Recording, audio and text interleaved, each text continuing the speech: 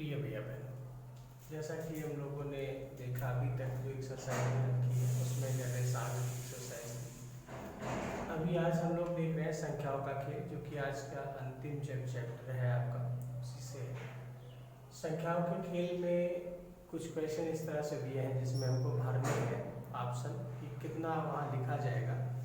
तो देखें, जब हमको जोड़ना है और एक लाना है तो स्पष्ट है 6 में जोड़ करके एक तो नहीं आएगा, लेकिन हम 11 कर सकते हैं। तो कितना जोड़ दें? 6 है और 5 अगर जोड़ दीजिए तो 6 5 कितना हो गया? 11 हो जाएगा। और इस तरह से हमने यहाँ पर 11 लिखा। अब यहाँ पर स्पष्ट है जब 11 है तो एक ही लिखा जाएगा, एक हमारा हासिल बच गया। यहाँ पे आए तो 6 हो गया। अब स्पष्ट है कि 6 में कितना जोड़े कि 4 आ जाए। तो 6 में अगर 8 जोड़े, 8 जोड़ दें तो ये कितना आ जाएगा? यहाँ कितना भरा था? 5, यहाँ 8, 8 6 14 के 4 हासिल है 1। अगर यहाँ पर 1 भर दें तो ये हो जाएगा 4 और 8 4 12। तो यहाँ कितना भर जाएगा? 12 भर जाएगा। एक अच्छा 8 का जो क्वेश्चन बनाया गया है जिस एक्सरसाइज में, ये बहुत ईजी है, थोड़ा सोचना पड़ेगा कि कितना कितना भर करके हम कैसे लाएं। ये तो एक जोड़ का हो गया, और भी क्वेश्चन उसमें है, उनको आप ऐसे कर लेंगे, बहुत सहजता से हो जाएगा, कोई दिक्कत नहीं आएगी। यहाँ पर देखें 9 में से कितना घटा देंगे? 5 बचे, तो स्पष्ट है कि 4 घटा दें तो आएगा। ठीक है, आ जाएगा। अब यहाँ पर कह रहा है, थोड़ा यहाँ सोचना पड़ेगा कि 3 में से कितना, मतलब यहाँ कितने में से 3 घटाए कि 8 बचे।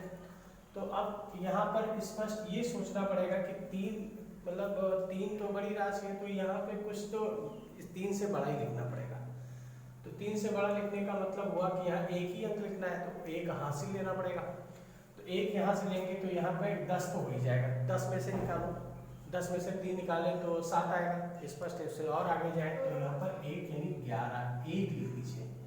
1 लिखेंगे, 3 निकल गया तो कितना बचा? 8। इधर यहाँ पर 1 हासिल चला गया था, 4 बचे। 4 में से कितना निकाल दिया जाए कि 1 बचे, तो यानी 3 निकाल दिया जाए। हम आसानी से कर लेंगे, मुझे नहीं लग रहा है कि कोई दिक्कत है इसमें। थोड़ा सा सोचना जरूर पड़ेगा और तर्क के लिए ही हम लोग गणित पढ़ते हैं। चलिए आगे देखें। 5 6 5 30 के 0 हासिल कितना आया?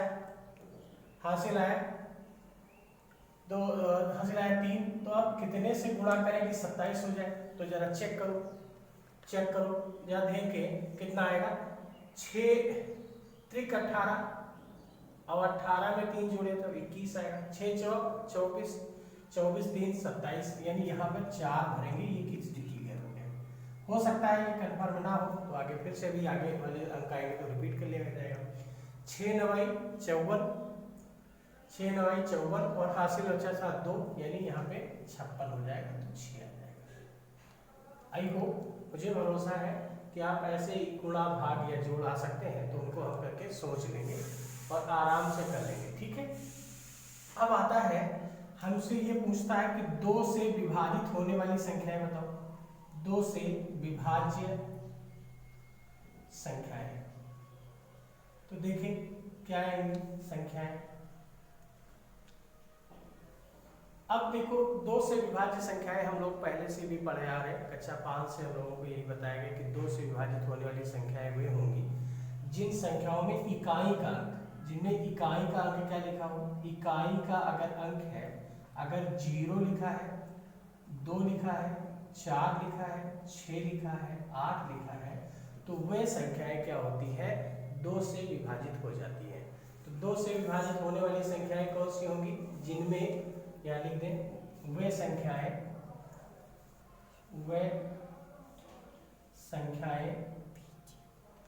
जिनमें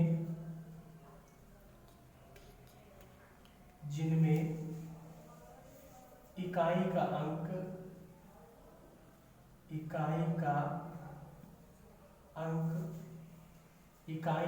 कितना हो? 0, 2, 4, 6 व 8 हो,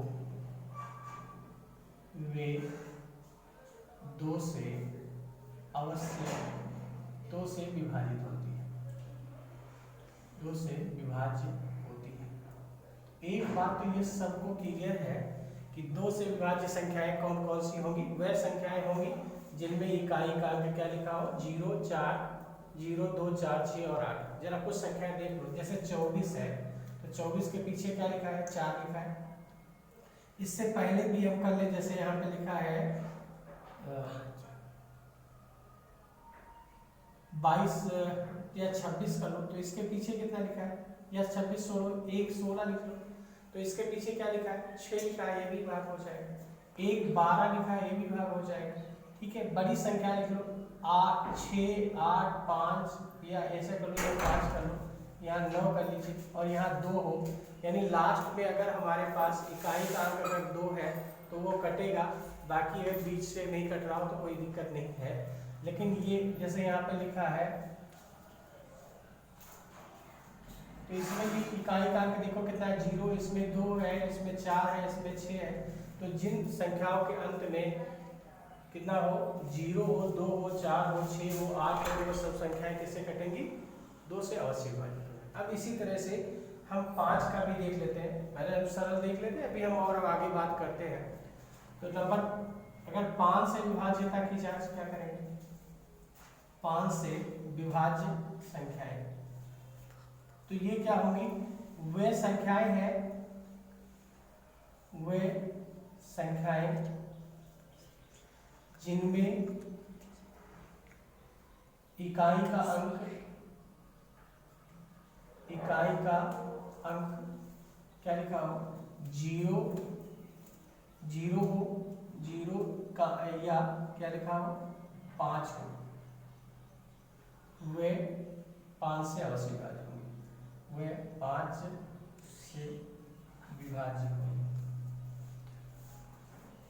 तो यहाँ पे ये बात समझनी है कि जिन संख्याओं के पीछे 0 और 5 हो, 0 और 5 हो, तो देखो कितना आएगा, यहाँ पर कितना आएगा, जैसे हमने लिखा है यहाँ पे 5, ये भी कटेगा, 10 है तब भी कटेगा, 15 है तब भी कटेगा, 20 है तब भी कटेगा। अगर बड़ी संख्याएं हैं, जैसे यहाँ पे लिखा है 5, तो जब 5 आ गया, लास्ट में हमको देखना है कि ये अंतिम अंक जो है वो क्या होना चाहिए, 0 या 5 होना चाहिए, तब वो संख्याएं 5 से विभाजित होंगी। अब यहाँ पर एक प्रश्न और आ जाता है कि बताओ शेषफल कितना बचेगा।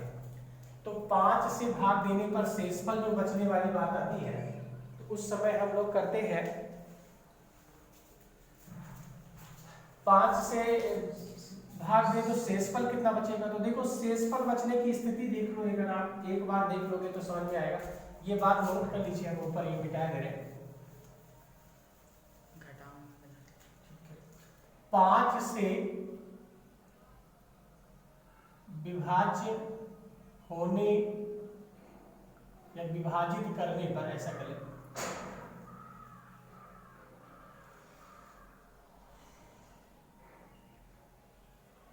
विभाजित करने पर प्राप्त शेषफल। अब जरा देखो, विचार करो तो आपको समझ में आएगा, बाकी हम अभी बता देंगे लास्ट में कैसे आता है। जैसे यहाँ पर हमने लिखा 5 से भाग दिया 16 को, 5 तिहाई 15, 1 बचा, ठीक है। अगर हमने यहाँ पर 5 को भाग दिया 21 से, तो ये कितना आया, 5 चौक 20, ये आया, 1 बचा। ध्यान देंगे, अगर कहीं ये 5 को जो भाग दे रहे हैं 22 से दे रहे हैं, 5 चौक 20, 2 बच रहा है।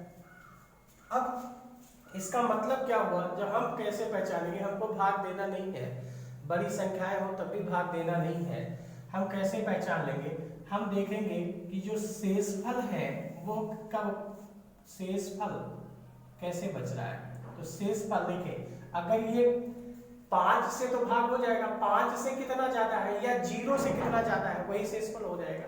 तो 5 से कितना ज्यादा, जैसे ये 16 है, 16 में इकाई का अंक कितना आया, 6, तो 5 से कितना ज्यादा है, तो शेषफल अगर इकाई का अंक, मतलब उसके इकाई का अंक, उसमें में से इकाई का अंक, उसमें से अगर वह 0 के आसपास है तो 0 को घटा दो। जैसे 6 आया, यहाँ पे 6 माइनस कितना कर दिया, 5, बराबर कितना बचा, 1। अगर इकाई का अंक माइनस कर दें हम 5, इकाई का अंक माइनस क्या कर दें 5, या 0, जो भी उसके आसपास हो, जो उसके आसपास हो उसको घटा दे तो हमारा शेषफल निकल आएगा। अब देखें जैसे यहाँ पर देखो क्या है, 6 माइनस 5 बराबर कितना आएगा, 1 आएगा। यहाँ एक स्थिति हो गई। दूसरी स्थिति में देखो जब ये 21 लिखा था इसमें 1 और माइनस 0 कर दीजिए, तब बराबर कितना आएगा, 1 आएगा। या ये देखो जब 5 से छोटा है, 5 से छोटा है तो 0 घटाएंगे, और 5 से बड़ा है तो हम क्या बता देंगे, 5 घटा देंगे। जैसे 7 अगर है तो देखो 7 है, उसमें से 5 घटाएंगे तो शेषफल कितना बच जाएगा, 2 बच जाएगा। इस तरह की स्थितियों से हम शेषफल इसका निकाल लेंगे। अब आगे देखें, हमसे पूछता है फिर कि 3 से विभाजित होने वाली संख्या है, तो 3 से विभाज्य संख्याएं, ये काफी इजी है। देखें जैसे 3 से विभाज्य संख्याएं वे होंगी जिनका योगफल 3 से कट जाए, जिनका योगफल किससे कट जाए, 3 से कट जाए। तो इसका मतलब यहाँ पे अगर हमने लिखा 1728 जैसे लिखा, अब इसका टोटल करें, अंकों का योग करें, तो अंकों का योग करें तो अंकों का योग तो बोलो कितना आएगा, बराबर आएगा 1 + 7 + 2 + कितना 8, तो बराबर कितना आएगा 8 2 10 10 7 17 17 और 1 18।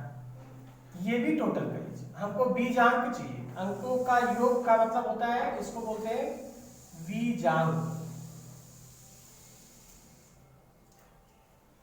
बीजांक अब ये कितना आया 9।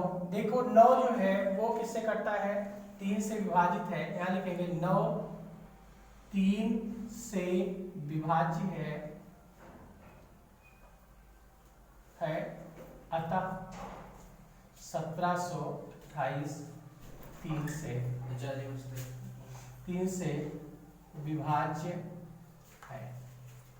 ठीक है, तो इसका मतलब है कि अगर हम जो भी संख्या हमको दी गई है, अगर उसका जो योगफल है वो अगर 3 से विभाजित होता है तो संख्या 3 से विभाजित होगी।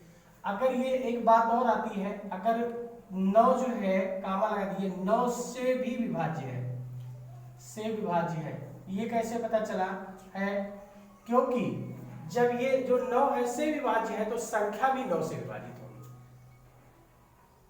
अतः 1728 है वह 9 से विभाज्य होगी। तो यहाँ ध्यान देने लायक है कि अगर योगफल 3 से विभाजित है तो संख्या भी 3 से विभाजित है, अगर योगफल 9 से विभाजित है तो संख्या भी 9 से विभाजित हो जाएगी।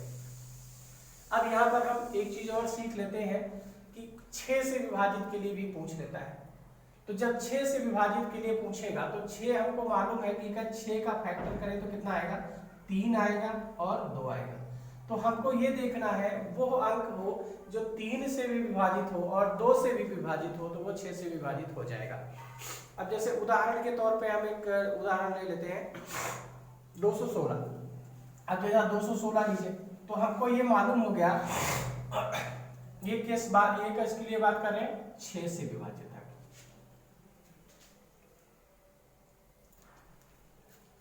6 से विभाज्य,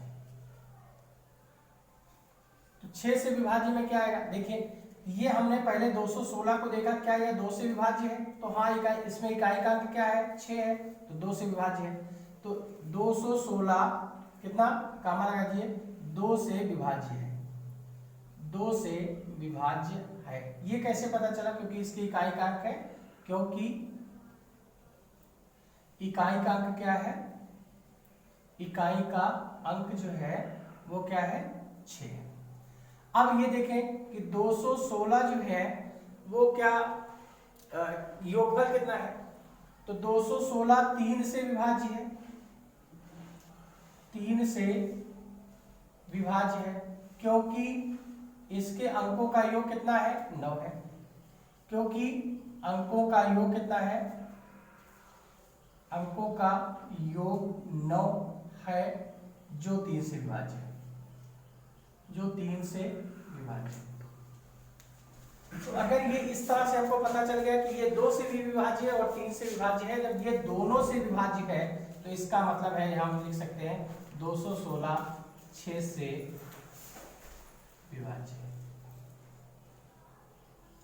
ठीक है, आज हम लोगों ने कितनी बातें सीखी। एक तो हमने संख्याओं के खेल में जोड़ में था कि कोई ऑप्शन छूट गया है, कोई अंक छूट गया है तो हम उसको भर सकते हैं, घटाव में भी, भाग में भी। 2 से विभाज्यता की जांच के लिए भी देखा, 3 से भी देखा, 9 से भी देखा और 6 से भी देखा।